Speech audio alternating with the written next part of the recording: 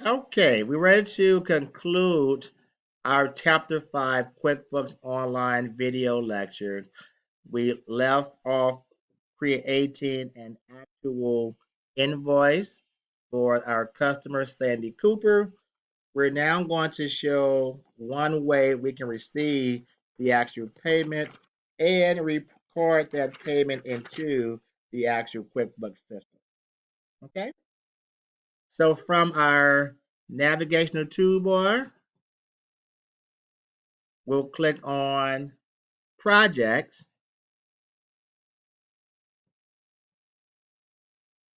and we'll scroll down, and we're going to choose Remy. So click on Projects, then choose Remy, and we see the actual amount for this project. We're now going to, under the Add to Project, that shouldn't be on there, click where it says Receive Payment. Top right-hand corner on the Add to Project icon, click where it says to receive payment.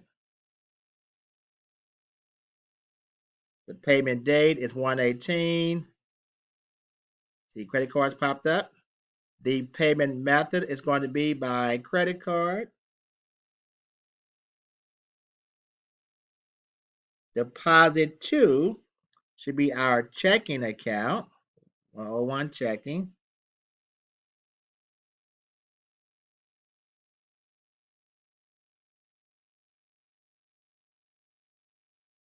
The amount received, in this case, is going to be the amount for the previous invoice, which was for $130.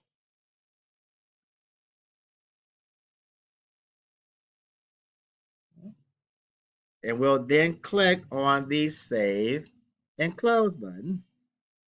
But it says something is not, I'm sorry, we got to find the actual invoice. I think it was 1004. Let's see if the invoice number comes up. So again, the payment method was by credit card.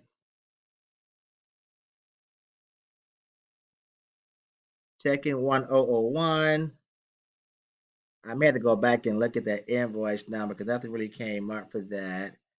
Let me cancel out of here. Leave without saving, we'll say yes. Because I've done a few different things. Let's take a look at the actual invoice number that we have for Remy from our last transaction.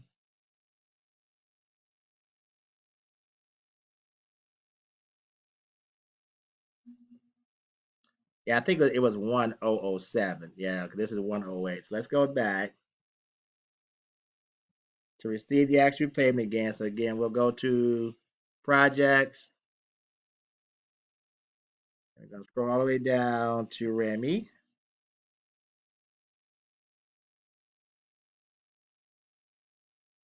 On the Add to project, we'll click on Receive Payment. Let's type in 1007 and click Find for the invoice number. There it is. This time the invoice actually did populate. So I had a different one that was in the textbook. That's okay. The payment method is going to be by credit card, reference number, not needed for this one. Deposit to 1001, our checking account. There's a check mark matching this payment to that invoice. So now all is well.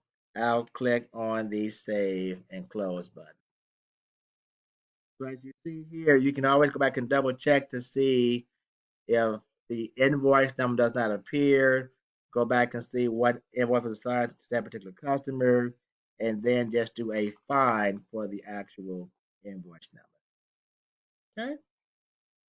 Well, that is going to conclude our Chapter 5 QuickBooks Online video lecture over customers and sales transactions. Okay? Hope you enjoyed. Bye bye.